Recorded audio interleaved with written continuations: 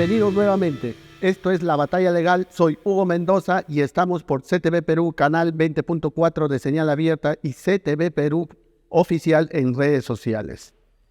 El día de hoy, en este nuevo programa, vamos a tratar un tema muy importante, principalmente sobre el tema de la Defensoría del Pueblo y si el actual defensor del pueblo, José Gutiérrez, cumple o no esas características que se necesita de un defensor del pueblo. Para eso vamos a ahondar qué significa la Defensoría del Pueblo, cómo nació, cuál es su naturaleza, cuál es su fin, para poder determinar cuáles son esas características que se necesita de un defensor del pueblo y si el actual los cumple o no. También vamos a tratar otros temas de coyuntura sobre el tema de la Junta, la actual desaprobación del fiscal José Domingo Pérez al haber postulado como para ser juez superior y como sabemos en estos últimos días por las noticias que ha salido y la comunicación de la Junta no habría alcanzado ocupar un puesto, por no decirlo en otras palabras, habría salido desaprobado. Así como también otros temas relacionados a política internacional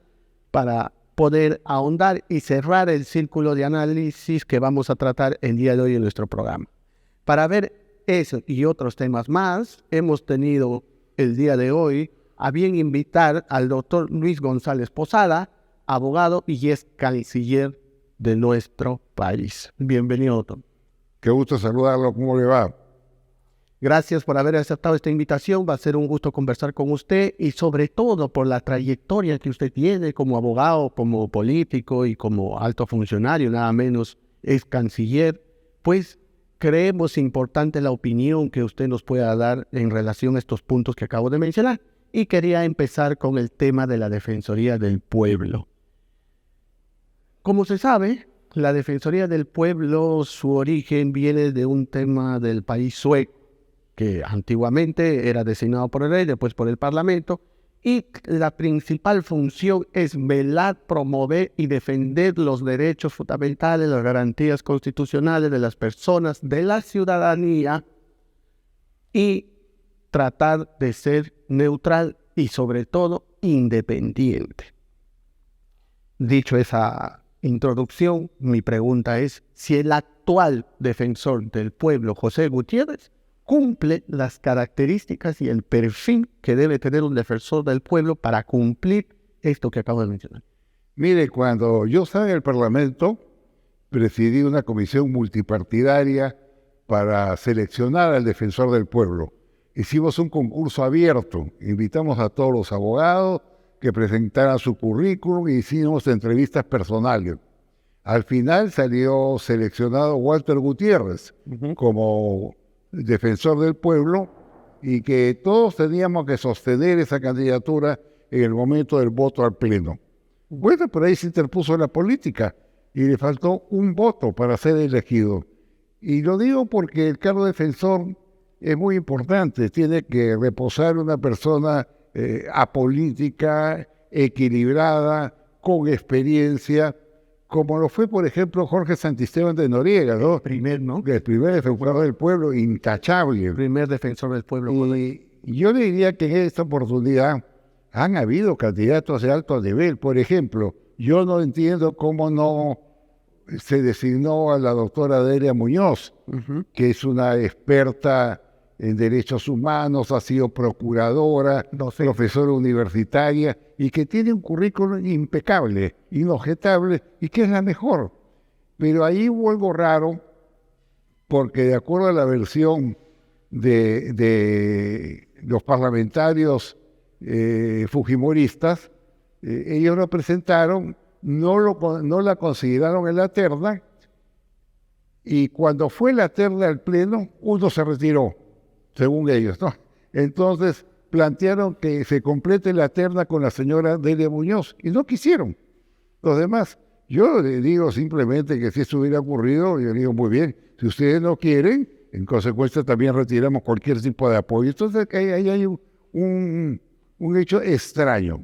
Es un hecho extraño, cuestionable, porque afecta el principio de la transparencia, que es algo fundamental en la Defensoría del Pueblo.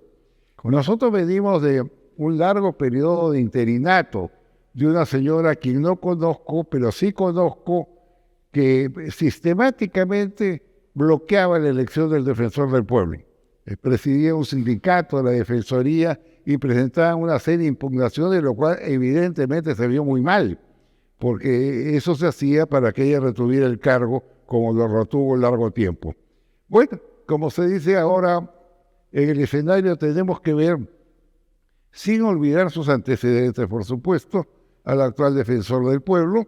Él tiene un perfil político, ha sido una persona de confianza de Ollanta Humala y de Nariñ, ha sido abogado de Vladimir Cerrón, de tal manera que el perfil político lo conocemos. Hubiera sido preferible que vaya una persona que no tenga ese perfil para que ofrezca las garantías absolutas a los ciudadanos. Correcto. Y lo que usted menciona o acaba de mencionar ahora último, sobre todo ese antecedente político, pero principalmente ha salido de los medios de comunicación en estos últimos días que tendría investigaciones, ¿no? Nada menos.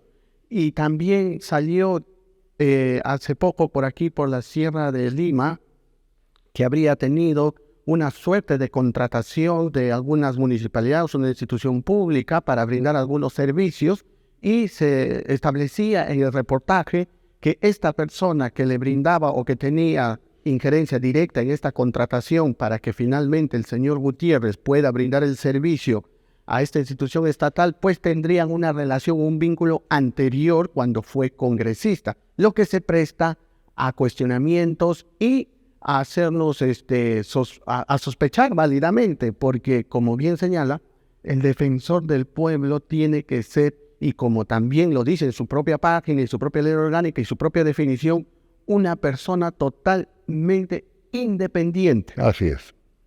Entonces, la pregunta es, ¿podríamos hablar con esos antecedentes con el partido del señor Ollanta Humala, ahora vínculos con el partido de Perú Libre, con esas investigaciones aparentemente abiertas que tiene y con esos cuestionamientos de contratación que acabo de mencionar, podríamos tener garantizado la total y absoluta independencia del señor Gutiérrez? Mire, ya estamos ante un hecho consumado, ¿correcto?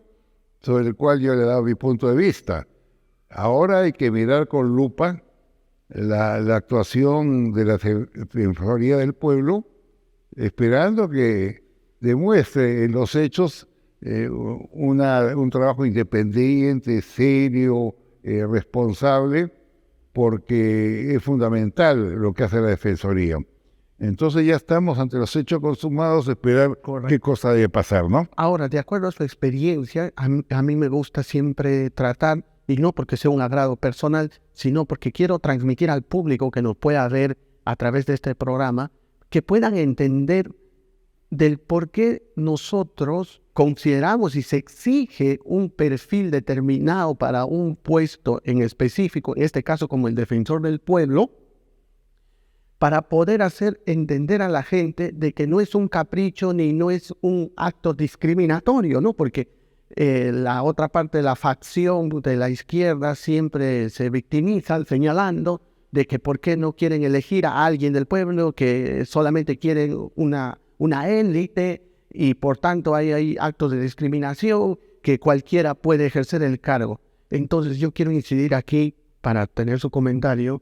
¿Por qué es importante este perfil? Usted lo acaba de mencionar, Delia Muñoz, la autora Delia Muñoz, que cumple con todos los pergaminos.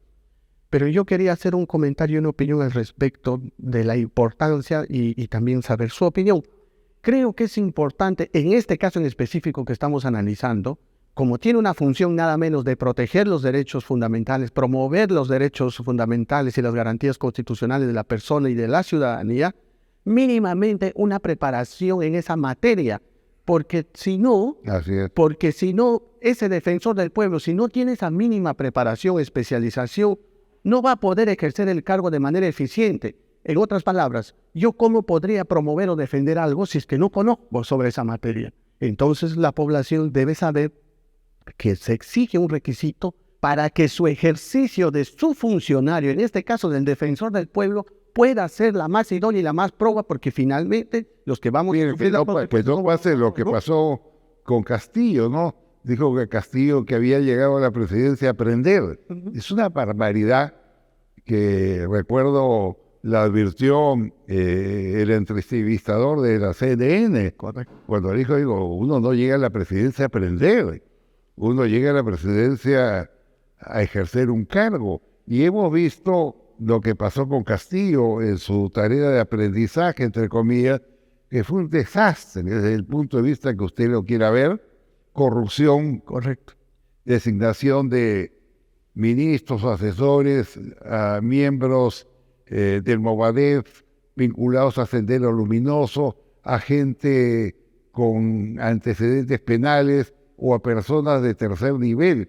Todo eso afecta al ciudadano. Ahí voy, ¿no? Y miren, en comparación, el acierto que fue designar a los nuevos integrantes del Tribunal Constitucional. Hay un gran acierto del Congreso, porque se nombraron a 5 personalidades intachables al Tribunal Constitucional y que dan garantías a los ciudadanos. Las instituciones funcionando, ¿no? Claro, funcionan no solamente por lo que dice el papel, sino por la actuación de quienes ejercen una función. Castillo es el caso más patético de una persona absolutamente ignorante que nos llevó al país casi a la sepultura si no hubiera cometido por su misma ignorancia la falla garrafal de haber intentado un golpe de Estado, que además fue planificado, como hemos visto ahora, con la publicación del decreto ley que él negaba, ¿no? Entonces, termino diciendo que vamos a esperar cómo se comporta, cómo actúa el nuevo defensor en el ejercicio del cargo. Correcto. Quiero terminar este primer punto de la Defensoría del Pueblo con lo que acaba de señalar y también compartir su idea. Esto ya está consumado, ya no podemos tampoco boicotear, pero eso no quiere decir que debemos dejar este mensaje para un futuro aprendizaje, para que ustedes puedan entender de lo que significa el cumplir con un perfil.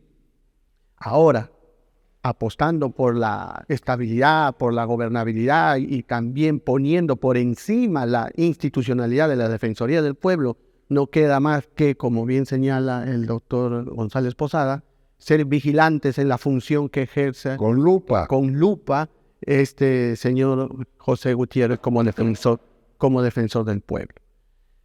Quería también aprovechar su presencia, doctor, por la experiencia que tiene sobre estos últimos acontecimientos de la Junta Nacional de Justicia. 2 puntos en concreto. Primero, el pronunciamiento, desde mi punto de vista, desatinado al sacar un comunicado con nombre propio, porque está clarísimo que fue con nombre propio, a un día y medio de que se había programado en el Pleno ver su acusación constitucional de la ex fiscal de la Nación, Zoraida Ábalos. Y segundo, sobre esta desaprobación que tuvo hace poco el fiscal José Domingo Pérez. Bueno, decirle primero que la Junta Nacional de Justicia fue la creación de un personaje siniestro como Martín Vizcarra. Él diseña 2 instituciones. Primero se tumba el Congreso de la República, en manera ilegal, con apoyo de algunos constitucionalistas que estaban en el tribunal de esa época, como la señora Ledesma. Tumba el Congreso de la República ilegalmente, hablando de una especie de negación fáctica del voto de confianza. Y crea un nuevo Congreso, lo que es la vida, ¿no? Ese nuevo Congreso, que fue su criatura, y yo me acuerdo verlo a Vizcarra cuando entregaban los pergaminos acreditando a los nuevos congresistas, muy orondo, parado ahí, dando las manos a todos, como diciendo, acá está mi producto bueno. Ellos lo vacaron por corrupto, lo sacaron de la presidencia y lo inhabilitaron 10 años, ¿no? Eso fueron su verdugo. Se mantenía hasta afuera, pero ahí hace malabares, ahí voy a la Junta Nacional de Justicia. Ese fue uno de sus subproductos. El segundo fue la Junta Nacional de Justicia, que evidentemente no genera la menor confianza al país. Yo me pregunto, ¿dónde estuvo la Junta Nacional de Justicia cuando Vizcarra llegó al Congreso de la República y pidió la destitución del fiscal supremo en ese momento, Pedro Chávarri. Era una grosera intromisión a un poder del Estado. La Junta no existió. La Junta no dijo una palabra, más bien se sumó al cargamontón. Y ahora, esa misma Junta ha hecho un acto perverso. A mí, desde mi punto de vista, es una infracción constitucional sacar un comunicado diciendo al Congreso del Perú, oiga, pórtense bien, miren serenamente el proceso que le están siguiendo a la señora Zoraida Ábalos en su actuación como la fiscal de la Nación. Oiga usted, ¿qué es esto? Claro. ¿Qué es esto? Esto no lo podemos nosotros aceptar, ¿no? Y además, vamos al tercer paso.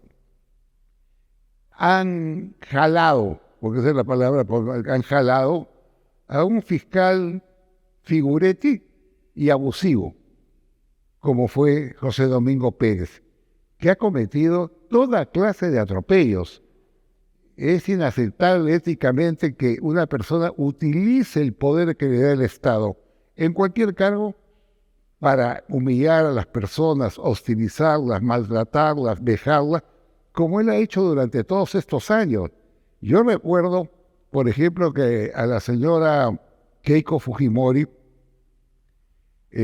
la metió en la cárcel 2 o 3 veces para investigarla, pero más recuerdo que la sacaban esposada y la presentaban en las audiencias con una casaca infame, señor Pérez, infame, ¿no? Diciendo detenida.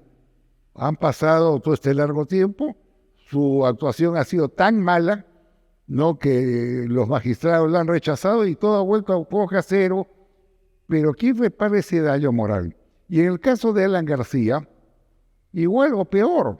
Alan García asistió a todas las invitaciones que le hicieron el Ministerio Público, vino de España en esa última audiencia, llegó para cumplir con su responsabilidad política y no pudo. Y resulta que primero el señor Pérez se cambió la fecha de la audiencia. Después, sin ninguna razón, porque era pues un señorón que podía hacer lo que quería. Y en segundo lugar, después de cambiarle la fecha de la audiencia, pidió su impedimento de salida. Su impedimento de salida del país. Y yo recuerdo mucho, ¿no?, que el compañero Alan me contaba que su personal de seguridad le informaba que habían dado orden en puertos y aeropuertos que no salga, y que cerca de su casa estaba la famosa camioneta de la DIVIAC, que después se sorprendió escuchando las conversaciones en la puerta de su casa. Esa es una infamia. Luego de eso, ya sabemos lo que pasó cuando fueron a detenerlo. Fue un acto infame, y le digo por qué. No había ninguna razón, ninguna, para cambiar la orden de comparecencia de detención, pero lo hicieron.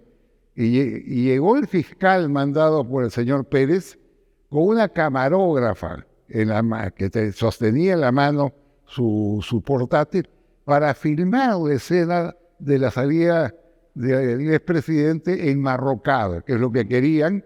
Y además en uno de los carros, me contaba el mayor de la seguridad, había también un casacón que le querían poner con la palabra detenido. O sea, el escenario era sacar a Alan García con las manos hacia atrás, esposado, y con la casaca que había detenido. Un vejamen, una humillación, una canallada desde el punto de vista que usted lo quiera ver. Entonces acá ocurrieron otras cosas. La señora Rosa María Palacios soltó un tuit a las 6 de la mañana anunciando que Alan García había sido detenido, lo cual demuestra que todo estaba coordinado, ¿no? Después lo retiró cuando se enteró del suicidio. El señor Vizcarra convocó una reunión del Consejo de Ministros a la misma hora. Inaudito. Y cuando le preguntaron por qué lo había hecho, respondieron así: porque había que avanzar en la agenda. El fiscal, como le digo, que llega con un camarógrafo para apresarlo. Y la diligencia que se llevó a cabo no estuvo a cargo de la Policía Judicial, como es mandatorio de acuerdo a la ley orgánica del Poder Judicial, sino estuvo a cargo de la DIVIAC, que es un organismo político. Entonces, a todas estas cosas se ha prestado Pérez, que además salía en todos los canales de televisión, atacaba a quien quería, era intocable, Y hoy día hemos visto el resultado penoso de su actuación, que ha sido jalado, pues no tiene capacidad para ser magistrado y menos ha tenido capacidad, naturalmente, para ser fiscal de temas tan importantes. Yo termino diciendo, nunca un fiscal, un magistrado, puede utilizar el poder para ensañarse con los seres humanos, para causarles daño, dolor a ellos y a su familia. Y eso es lo que hicieron, tanto Pérez como el señor Vera Barba, que más lo veo como un maniquí con su terno muy elegante, con las dos manos cruzadas, exhibiéndose, ¿no? Y termino diciendo, ¿y por qué no los investigan? ¿Por qué la Junta Nacional de Justicia no abre una investigación sobre sus actuaciones? Porque han sido 5 años para la nada. Que ahí es donde deben actuar. Trabajar puerta cerrada, en silencio, vigilando, de acuerdo a su ley orgánica, Claro. la actuación de sus jueces y fiscales. Usted dijo muchas cosas importantes y quiero empezar por algo último que dijo sobre este tuit de la señora Rosa María Palacios, donde se ve un mensaje, por decirlo menos, totalmente inapropiado. ¿Y por qué resalto esto? Porque vemos, y lo veo con mucho pesar, la degradación de nuestra civilización como seres humanos, de llegar a un punto de hasta probablemente habernos regocijado sobre el sufrimiento de los demás, porque como todos los abogados sabemos, los que sufren una investigación, un proceso penal, detrás hay un tema humano, la persona, la familia, Su mujer, los sus hijos, su madre. Exacto, todos, por más en el supuesto negado, por cualquier persona, por más delito que haya cometido, hay que entender que hay un sufrimiento detrás, un sufrimiento de la familia. Sobre eso no podemos nosotros hacer comentarios inapropiados porque nos degrada como seres humanos, como personas, ¿no? Donde no tenemos ni mostramos ningún mínimo de solidaridad y sobre todo de respeto a la justicia, porque como usted ha señalado, este tema de la administración de justicia, de conducir la investigación, se ha llevado a un nivel de degradación también mediática inapropiada, intolerable, porque como usted sabrá con su gran trayectoria que tiene, nuestros jueces, como siempre lo vengo diciendo, nuestros fiscales tienen que hablar como en el primer mundo, como en las sociedades más civilizadas, con sus resoluciones. Los fiscales con sus acusaciones, con sus disposiciones fiscales, con la probidad y objetividad en sus actuaciones, no buscando otro tema ajeno que no sea conducir de la manera más proba y más objetiva su investigación. Y creo que eso en esos últimos años se ha perdido y sobre todo con actuaciones casi coordinadas y orquestadas, como se dice, como usted ha señalado, cuando el expresidente Alan García llega de Madrid, porque también no pudo hacer, ¿no? Y él viene y se somete a la justicia. Le dieron una trampa mortal, ¿no? Porque Alan jamás iba a permitir, por su apellido, por su partido, por su madre, por su esposa, por sus hijos, por su ¿no?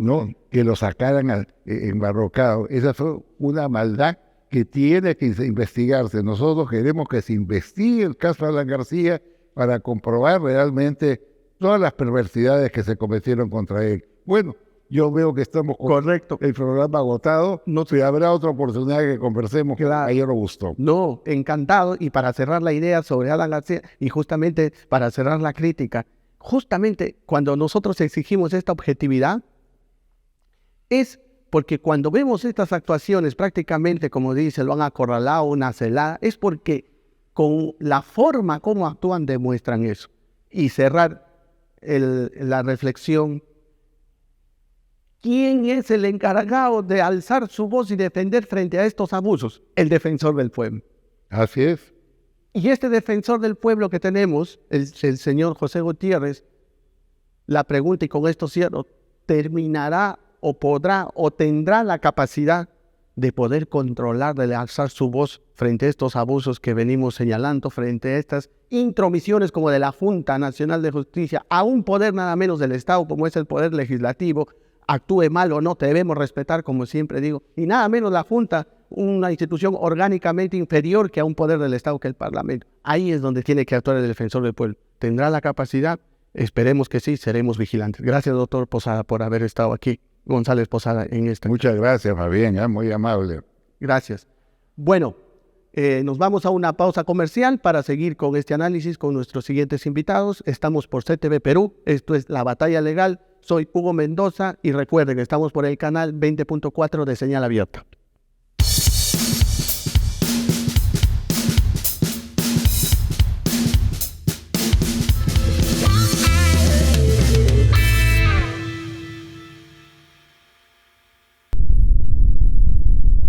Un mejor país es posible. Sí, es posible, porque de las crisis siempre nacen oportunidades. Y este es nuestro momento para tomar decisiones, de generar un cambio, de forjar nuestro futuro y ser el profesional que el país necesita. Creemos en lo que creamos, porque contamos con la tecnología y herramientas digitales para potenciar tu talento, el equipamiento más moderno y la infraestructura adecuada en cada una de nuestras carreras. Con profesionales del más alto nivel, garantizando tu formación como profesional altamente calificado. Virtual o presencial, estamos preparados para ayudarte a alcanzar tus sueños y a construir tu futuro.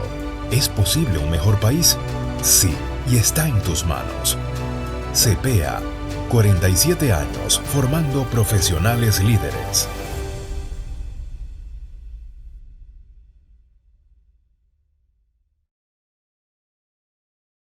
CTV Perú, un canal de verdad.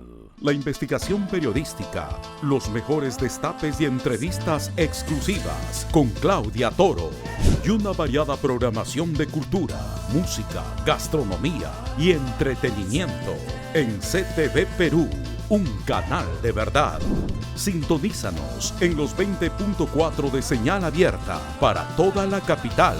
Televisión gratuita para todos los peruanos. Además, en www.ctv.pe y en redes sociales como CTV Perú Oficial.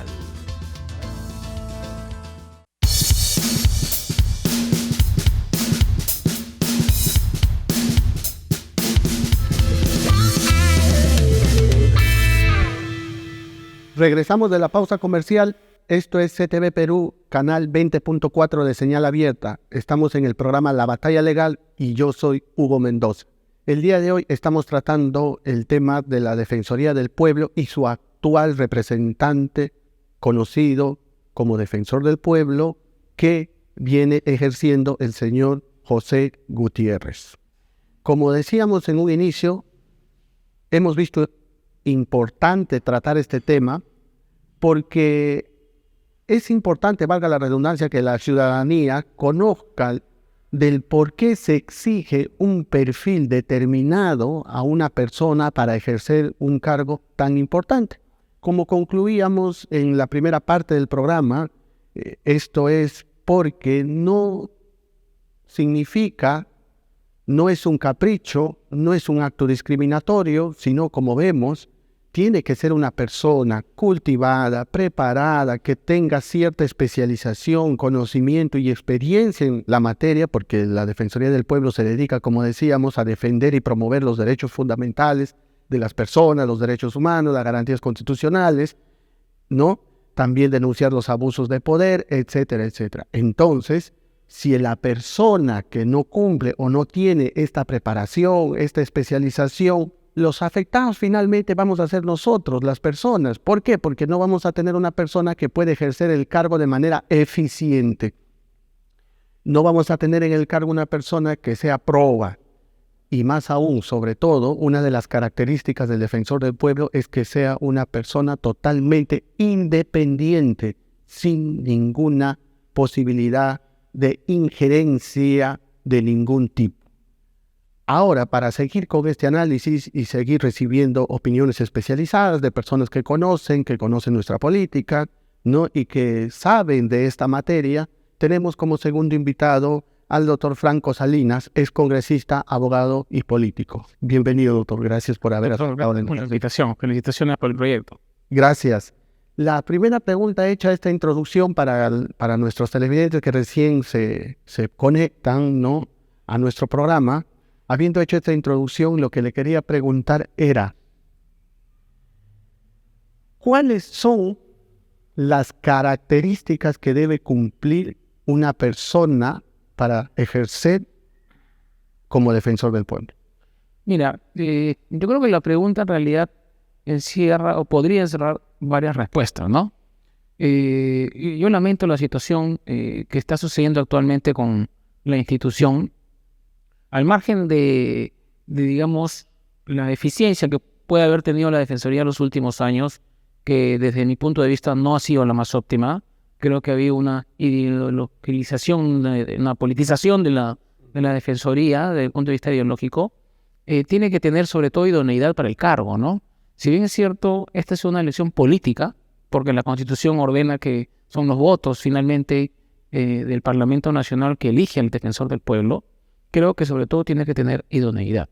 Y yo creo, y lo digo públicamente, que el señor José Gutiérrez no tiene la idoneidad para el cargo. Creo que representa conflictos de intereses del señor Vladimir Cerrón, que finalmente ha sido su cliente. Y no nos olvidemos que el defensor del pueblo no solamente representa a la Defensoría. El defensor del pueblo preside la comisión que va a elegir a la Junta Nacional de Justicia. Así es. Entonces, si el señor Cerrón, que es un sentenciado por corrupción, que es un investigado por esta organización criminal que ha habido en la región del Junín, en el momento que él fue gobernador, ¿cómo es que su abogado ahora va a presidir esta comisión para elegir a los representantes de la comisión de la Junta Nacional de Justicia, ¿no? Es por un lado. Por otro lado, creo que además las opiniones y las autocontradicciones que él ha tenido en sus propias versiones en un momento en la postulación y ahora completamente en las antípodas de lo que había él, digamos, indicado, representa un poco que no hay un rumbo en las metas y en los objetivos que él ha trazado como defensor del pueblo. Ya está elegido, ya está hecho. Lamento que así haya sido. Entiendo además que en la lista de postulantes pueden haber habido muchos mejores defensores o defensoras del pueblo, digámosle. Sin embargo, esto es lo que ha sucedido, ¿no? Correcto. Hay 3 puntos que quiero resaltar de lo que acaba de señalar y para llevarlo de una manera ordenada y principalmente para no olvidarme porque son puntos muy importantes. Primero, el tema de decisión política, idoneidad. Segundo, el tema de no tener ninguna vinculación partidaria y sobre todo aquí no solamente partidaria, sino nada menos haber sido abogado del señor Vladimir Cerrón. Sentenciado, ¿no? Sentenciado. Y tercero, lo que acaba de mencionar es, ya está elegido y debemos ser, adelanto la opinión, ¿no?, y la probable conclusión, debemos seguir adelante siendo vigilantes. Ordenado esos 3 temas, empiezo por el primero.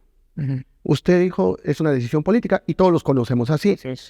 Es una decisión política. Pero hay algo muy importante que también señaló y que creo que es sumamente importante resaltar: la idoneidad, la razonabilidad también de la persona que se va a elegir. Y ahí le hago la pregunta. Uh-huh. Si bien es cierto, es una decisión política, pero las decisiones políticas tampoco, entiendo, son saltos al vacío. Creo que la balanza para las decisiones políticas y los votos en general que siempre se hablan en el Parlamento, creo que el criterio que va a equilibrar para que esas decisiones, esos votos no sean vacíos, son los criterios de idoneidad, razonabilidad. Entonces, le hago la pregunta concreta. ¿Puede la decisión política llegar a este extremo como se dio en este caso del defensor del pueblo actual, José Gutiérrez, como vimos explicando a los representantes de Fuerza Popular, que son compromisos, que son acuerdos y que se tiene que respetar los acuerdos, porque si no, finalmente no logramos elegir a nadie y la idea ya era elegir a alguien? Entonces, si bien es cierto, hay un tema político y está bien, quiero hacer este paréntesis, es muy bueno también que existan este tipo de consensos, porque de eso se hace la política, si no también no tendría razón de ser del Parlamento, ¿no? De conversar, de llegar a acuerdos, llegar a consensos, porque si no, repito, tampoco llegaríamos a nada bueno. Así es. Dicho esto, Ajá. ¿es correcto esto como se ha elegido con el resultado al señor José Gutiérrez, donde creo que ha primado más el tema político que la idoneidad, el buen criterio y la razonabilidad? Mira, ¿Se pudo hacer algo, mejor dicho? por supuesto, a ver, yo he pasado por el Parlamento, he tenido la experiencia de llevar a cabo diálogo, consenso, hasta negociaciones políticas son válidas, porque de eso se trata y eso es lo que manda la Constitución además, Así es. ¿no? Yo creo, ¿Cuál es el límite, no? exactamente, y a eso iba, ¿no? Yo creo que en mi caso, si yo hubiese estado en el Parlamento, hay temas innegociables, ¿no? Yo creo que la idoneidad de un cargo como el defensor del pueblo, que va a estar 5 años por lo menos, ya vemos que a veces se quedan más, que es lo que también pasa en los magistrados en TC, tiene que asumir el político una responsabilidad. Pero es una responsabilidad histórica no solamente ante sus votantes, porque el congresista es autoridad nacional, representa a la nación incluso fuera del país. Yo creo que lo que ha habido acá, más que negociación política y diálogo y consenso, yo creo que ha habido acá una repartija de poder. Y esto lo vamos a ver reflejado definitivamente, querido doctor, en la elección de la mesa directiva del Congreso que viene en menos de 45 días. El 26 de julio, 24, 25 de julio, debe estar eligiéndose al reemplazo del general Williams, que mi reconocimiento al general, a mí me parece que lo ha hecho bien, con algunos errores que hay que corregir. Pero volviendo al tema, creo que la elección del defensor del pueblo responde a una repartija de poder que se va a ver reflejada en la mesa directiva de julio de este año. Claro, esa repartija, como señala, de poder, a eso se exponen este tipo de decisiones. A la falta de legitimidad y ni siquiera para salir a defender con fundamentos sólidos del que se hizo lo mejor y el resultado fue lo que señala ahora el Si defensor. usted me permite, ¿no? No suma a lo que estamos comentando, ¿no? No suma a esta situación que ha sucedido, que a quien está reemplazando el doctor Josué Gutiérrez había ideologizado la Defensoría del Pueblo, habían politizado, para no usar términos de caviar ni estas cosas, ¿no? Que está de moda. Pero la doctora Rebollar, si no me equivoco, creo que ese es su apellido, estaba dejando bastante que desear en el ejercicio de la institución de la Defensoría. Creo que no estaba siendo manejada de manera correcta y estaba golpeando mucho al Parlamento, estaba golpeando mucho al Congreso, estaba yendo en contra del gobierno. Así que yo creo que esa fue una gota también que derramó el vaso, porque seguir o continuar con ella no hubiese sido. Sin embargo, no justifica nada la elección del doctor José Gutiérrez. Y creo que lo más grave, querido doctor, es que el señor José Gutiérrez representa los intereses del señor Vladimir Cerrón, representa los intereses de esta organización criminal que se llama Perú Libre. Eso hay que decirlo abiertamente, porque su presidente, que ellos pusieron en la campaña, está preso y no va a salir de la cárcel, y creo que responde a los intereses subalternos de la componenda política que ha habido en distintos poderes del Estado, no solamente en el Congreso, me atrevo a decir. Correcto. Justo acaba de tocar el segundo punto para analizar y conversar, pero antes quiero cerrar la idea con lo que acaba de decir, ¿no? La defensora del pueblo que salió, que estaba de transición, también pues abonó probablemente a esta decisión, Sí. pero volvemos a decir cuál es el límite, cuál es el criterio. Y ahí salta esta pregunta, ¿cuál es el procedimiento? ¿Realmente se convocó a todos los profesionales posibles, habidos y por haber, por decirlo de alguna manera, que tengan el perfil para ejercer como defensor del pueblo? ¿Cómo se eligió? ¿Cuál fue ese procedimiento? ¿Hubo una convocatoria abierta, pública? Porque no creo que no haya profesionales con la mínima especialización o preparación y sentido común y criterio que conozcan lo que significa la Defensoría del Pueblo para poder ejercerlo y verdaderamente pueda pues generar esa persuasión, ¿no? Porque el defensor del pueblo, como sabemos, no tiene poderes coercitivos, no tiene facultad coercitiva. Lo único que hace es promover, exhorta y persuade. Una persona con las características de José Gutiérrez tiene la capacidad de persuasión con todas estas críticas que estamos haciendo. Creo que la respuesta se cae de madura. entrando a lo segundo que usted señala muy claramente, que tiene vínculos con el Partido de Perú Libre, de Vladimir Cerrón, con los casos que están involucrados, como sabemos, los dinámicos del centro, tiene una sentencia por corrupción en Junín, lo que finalmente lo inhabilitó para que no pudiera tener este alto cargo, si no él hubiera sido el vicepresidente de Castillo. Entonces, además que el mismo José Gutiérrez, por los medios de comunicación, ha salido que tendría probablemente investigaciones también, o ha tenido investigaciones. Y ahora último, unas contrataciones para una municipalidad de acá cerca, acá en la ciudad de Lima, en la Sierra de Lima, si se quiere, Sí. ¿no? Con un personaje, con una señora, que habría tenido pues ciertos vínculos cuando el señor José Gutiérrez ha sido congresista. Entonces, el segundo punto, con todas estas características no tan buenas, por decirlo de manera muy sutil, del señor José Gutiérrez,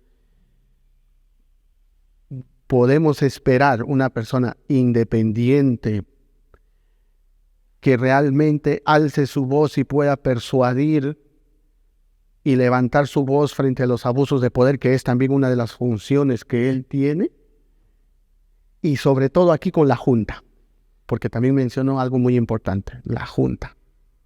Va a tener una cuota de decisión en la Junta. La pregunta es, con estos vínculos con el señor Vladimir Cerrón, con sus propias aparentes investigaciones, ¿es la persona más calificada de decidir o tener un voto o una cuota de decisión en nombrar jueces y fiscales? ¿O es que por ahí no es que se filtran los favores, ¿no?, futuros para poner a las personas que nosotros consideramos que más adelante le podemos pedir que nos devuelva el favor? ¿Por qué sospechamos esto o por qué planteo esta interrogante o pongo este problema sobre la mesa?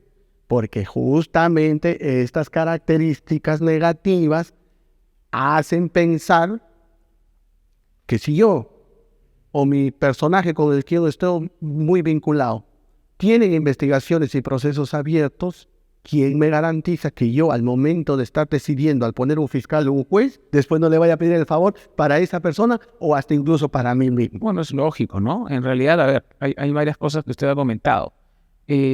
Lo primero es que la Constitución establece que quien elige al defensor es el Parlamento. Así es. Y la modalidad de elección son los votos. Yo creo que el Congreso hace bien, no sino la institución en realidad, hace bien en llevar a cabo un concurso abierto, público, transparente, con participación de distintas instituciones, para que la ciudadanía pueda fiscalizar y observar que se está haciendo de manera correcta. Esto ha sucedido en años anteriores, incluso en nuestro Congreso. Sin embargo, creo que acá no ha funcionado. Yo creo que todo estaba acordado. Yo creo que el concurso ha sido una pantomima.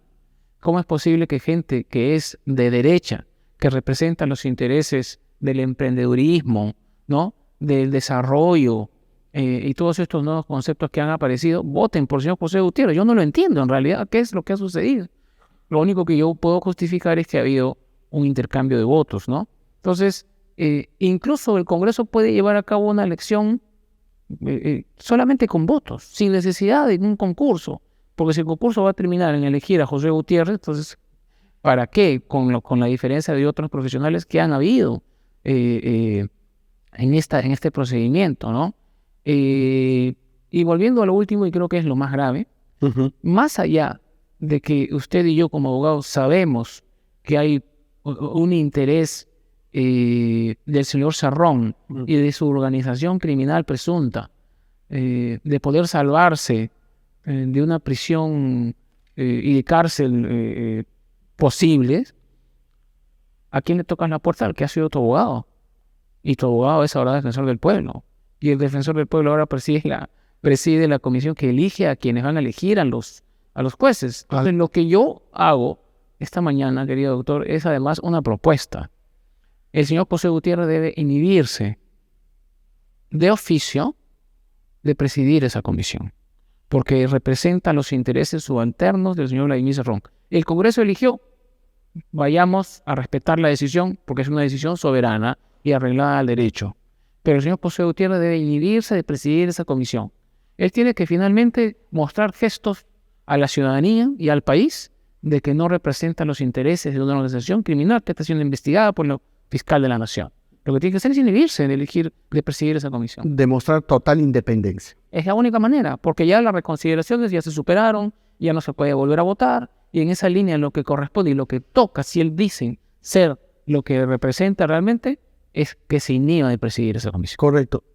Usted tocó un tercer punto que había puesto en la agenda de conversación, que es, ya se eligió.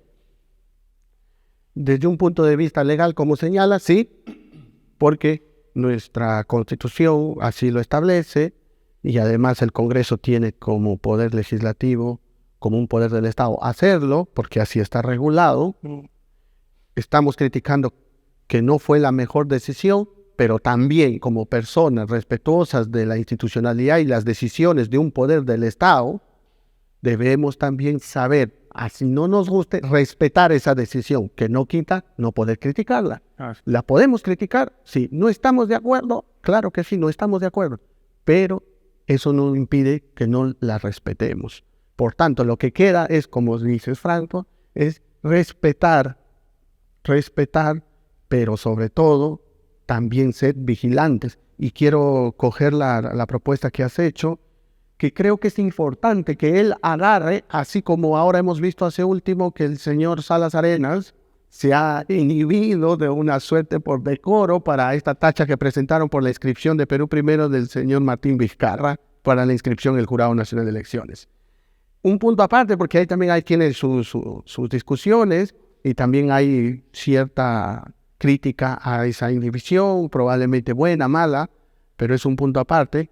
Pero podría ser como un ejemplo para el defensor del pueblo, José Gutiérrez, realmente demuestre que quiere hacer las cosas bien y que las críticas pues comiencen a equilibrarse y se les pueda mirar con ojos diferentes, con la transparencia, con la independencia que necesita para ejercer su cargo, porque como decía hace un rato, esto es una cadena vinculado con una persona que está investigada.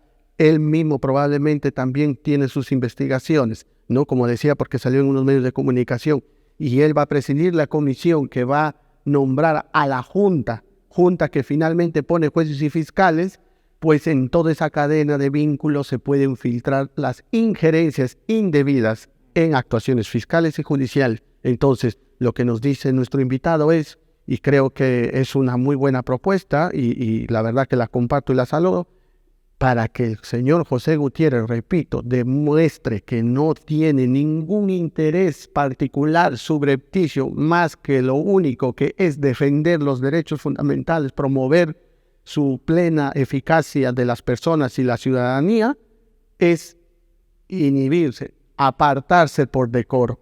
Hay un conflicto definitivamente, y el señor José tiene que apartarse de esa función. Si bien es cierto, tiene la obligación constitucional, hay un conflicto. Y yo creo que la Constitución también respalda que dentro de esta elección turbia que ha habido y que tenemos finalmente que respetar, como usted dice, tienen que haber gestos, porque la Defensoría representa también a la política de alguna u otra manera. Y la política se tiene que regir por gestos. La política se resume a gestos. Forma. Así es. Entonces, el gesto del defensor tiene que ser inhibirse de presidir esta comisión, porque hay un conflicto evidente y ostensible de intereses, porque él ha sido abogado del señor Vladimir Cerrón y que otras causas también habrá defendido, legítimas naturalmente, porque en el ejercicio de la profesión uno puede defender a sus clientes. Sin embargo, al haber ya asumido esta función constitucional de una decisión soberana del Parlamento, corresponde que él tome esta decisión. Y como dice, los gestos y las formas, como dice el viejo refrán, no solo hay que serlo, sino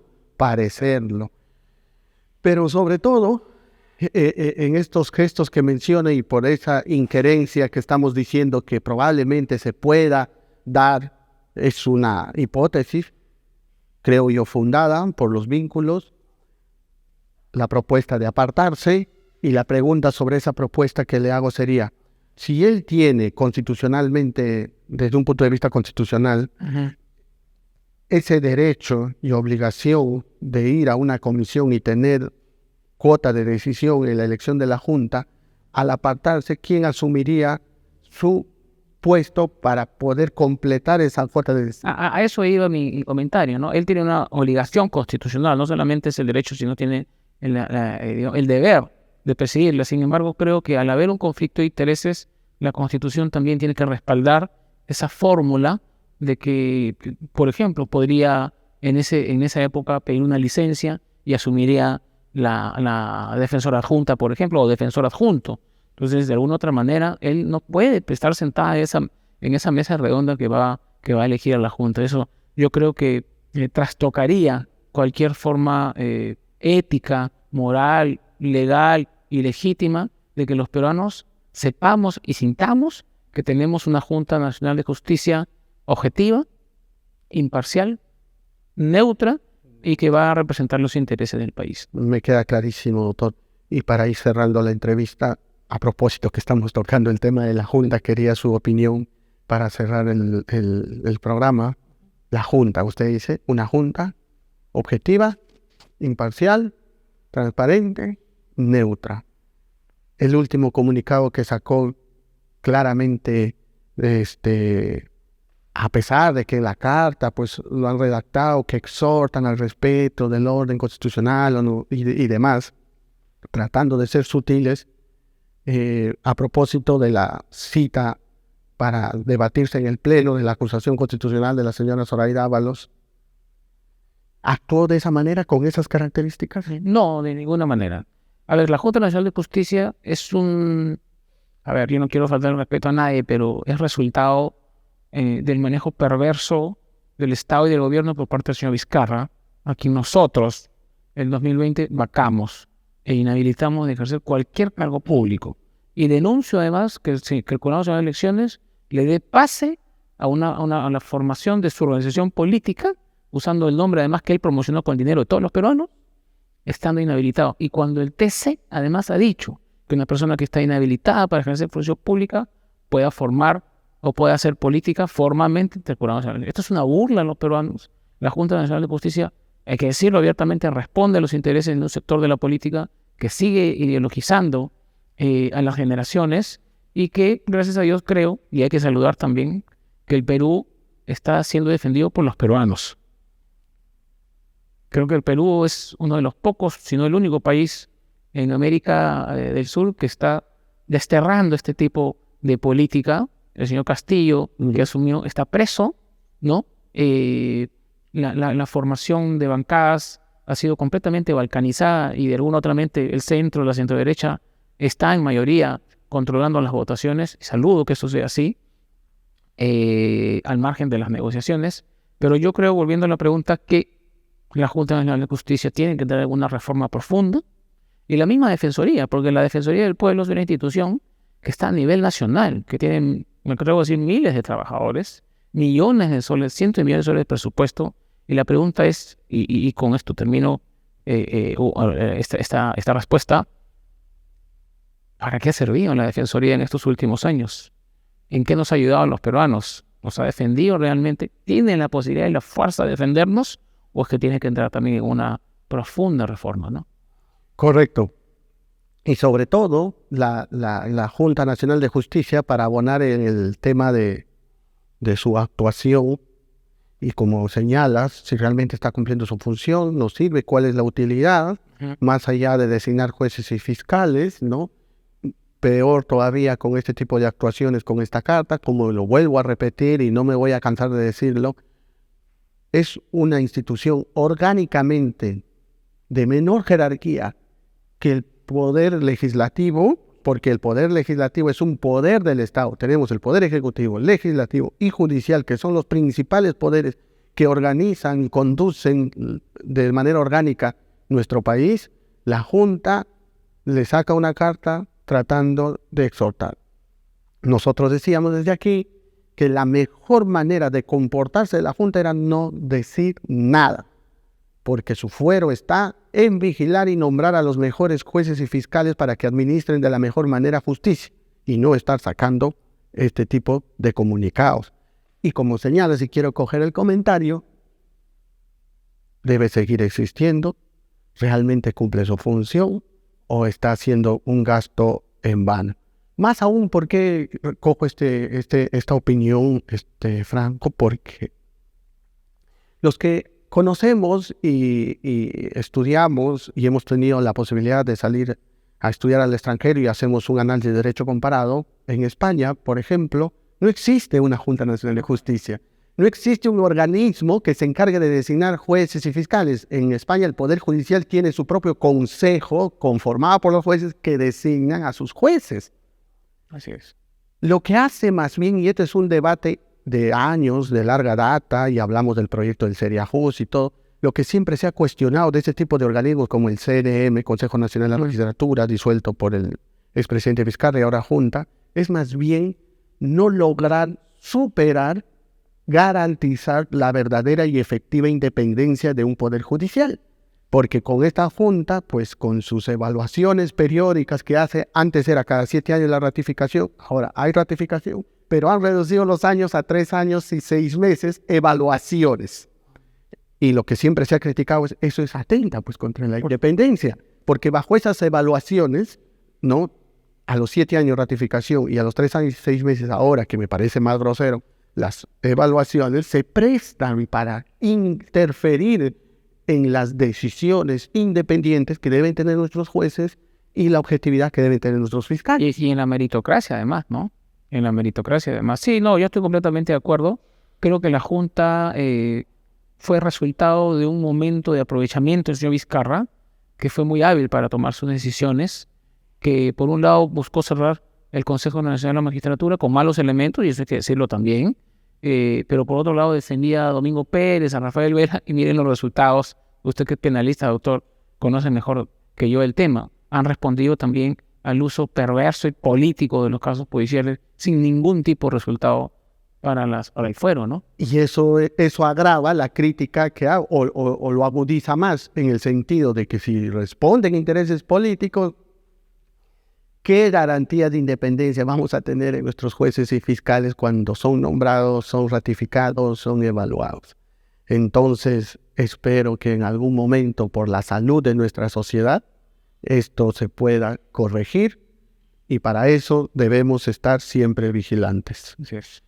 Gracias, Franco, por haber estado aquí en nuestro programa. Ha sido muy importante compartir desde tu experiencia como abogado, como congresista y político, todos estos puntos. Esperamos tenerte nuevamente en una próxima oportunidad. Por supuesto, gracias y felicitaciones por todo. Gracias.